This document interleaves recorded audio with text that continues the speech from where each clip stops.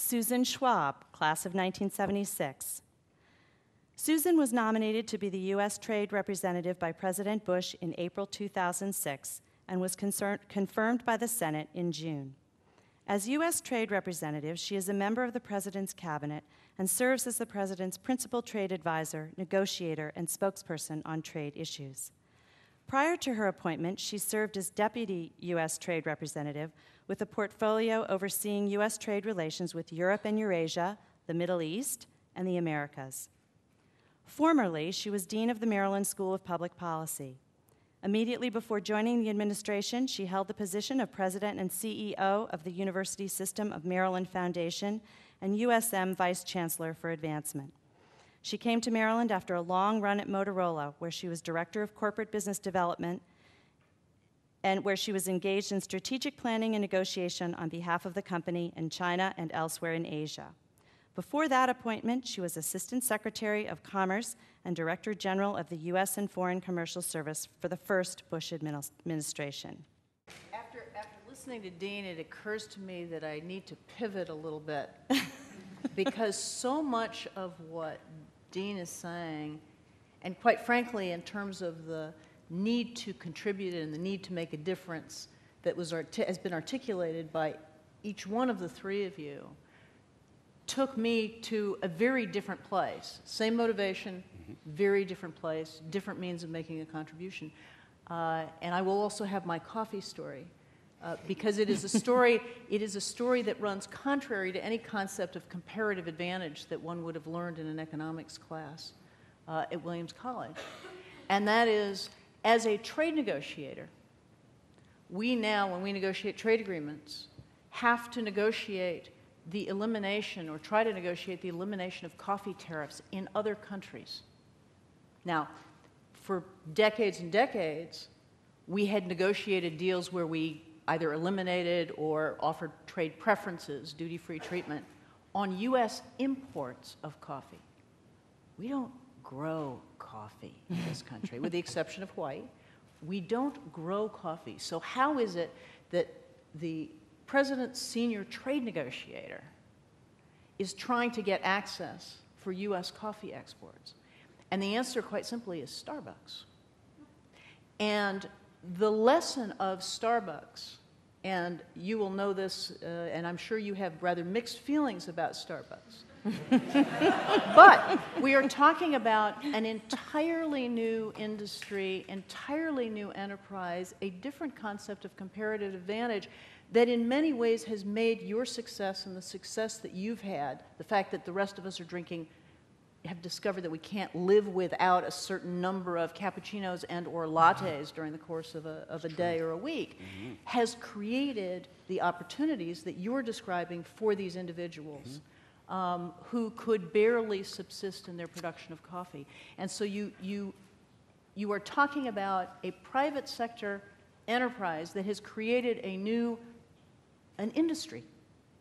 And it is a global industry, and it is one where, as I said, the notion of comparative advantage is turned on its head and contributes dramatically to economic development and the ability of subsistence farmers to actually make a living from what they do. So as I listen to your story, it reminds me, and that then I'll loop back to William's experience and what I did get out of this experience and didn't realize it until well along in my career. Vince Barnett, Bob Gaudino, a number of other members of the faculty here had a big impact on me, and it took me longer, I'm embarrassed to say how long it took me to figure out what that impact was. And I think it comes down to the importance of a flexible education, as in continuous education, a foundation that I received here that I was able to and have been able to build on every day of my life since. And I think you know, as we sort of move to the left here, you are probably discovering many of the things that we've discovered in our careers, but there are detours in one's careers that, whether we like it or not, serendipity, fate has a role in our careers. You can't plan it all. And if you plan it, you're going to end up off your plan. It's just a matter of time. I started out as interested in economic development. I had lived in a lot of developing countries with my family before I came to Williams. And when I got to Williams, Williams was one of the least diverse places that I had ever been to in my entire life. and least diverse, I mean, I had lived in Asia, I had lived in Africa, I had lived in Europe. And least diverse meaning I got here and for the first time in my life discovered what a preppy was. I had absolutely no clue. And there was a culture gap that was like the first one in my life that I couldn't bridge. And there was limited interest in things international. And I ended up taking refuge at the Center for Development Economics. I happened to live in Woodhouse. It was right next door. And there were all these international students there from developing countries. And I could identify with them and their interests. But it was in the course of running through every economics and political science course that I could get my hands on here, particularly anything that had anything to do with international, that I ultimately backed into the international trade field. I started out interested in development and ultimately concluded that for me, trade, not aid, was the way to go, that ultimately I was going to be able to help more people in the world and help more people in the United States by helping grow the economic pie. And that is really what we feel we do. And I'm very much involved now in, for those of you who follow these things, the Doha round of multilateral trade negotiations. This is the Doha development round.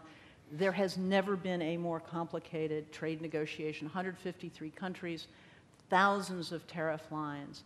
And what is so unique, again, going to now versus 30 years ago when I learned all this stuff, we learned about transitions from developing to developed country status, except that in the 1970s and 1980s, no one had actually ever transitioned.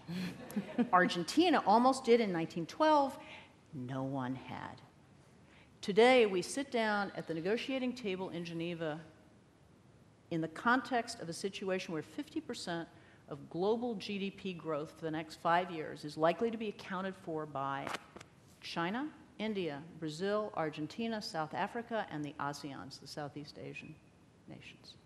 50% of global GDP growth, which has fascinating implications for what that tier of advanced developing countries can do for each other and for other developing countries, for the other 80, 90, 100 developing countries out there where $1 a day or $2 a day is all they are looking at, as distinct from a South Korea with a $20,000 per capita income.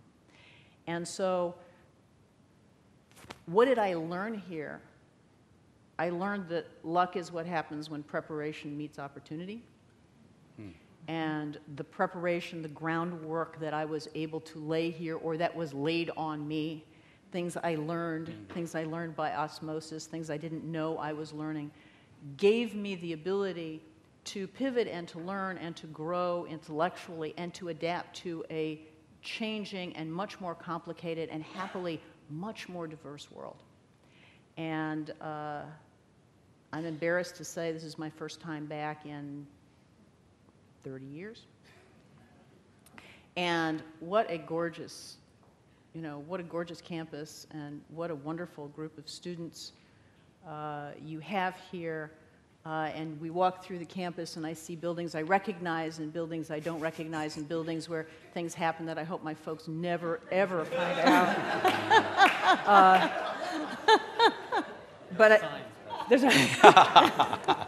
But I am very pleased to be here, and I am very grateful for the education that I received here, because it really did lay the groundwork and gave me the opportunity to realize my dreams and my aspirations to give back. So thank you. Thank you so much.